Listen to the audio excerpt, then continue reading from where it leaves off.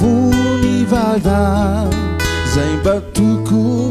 novonona nandoro aza Elizay ka ilako anao tovanampiry anakiray mba iriko ratsavona nampijaly Elizay iangaviko anao fa mbola tsy mora ny amono lay afo mahamay ampirerava misy fitiavanay fa mbola tsy mora ny tsaboay matoa toy izao se tokely tsindraindray de mandratra toataony tsy afapelano verezinjo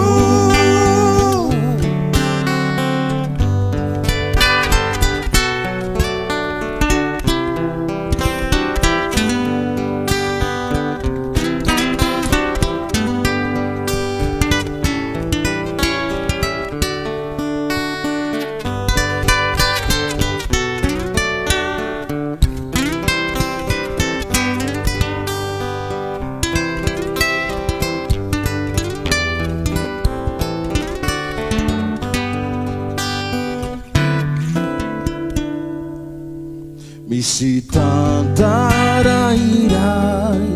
efiniko tsy hotsarona anaty alimpito ao vao injay mitamberina tandindron'izay olon'izay adinoina miavaotsiay adimpiaina navoaray taona maro izay fa mbola tsy mora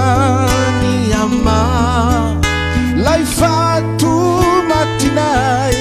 hatramizao tsy mety mino hoe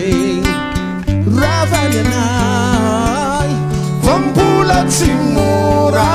ny alolo azy satria hatramizao mbola reko mameno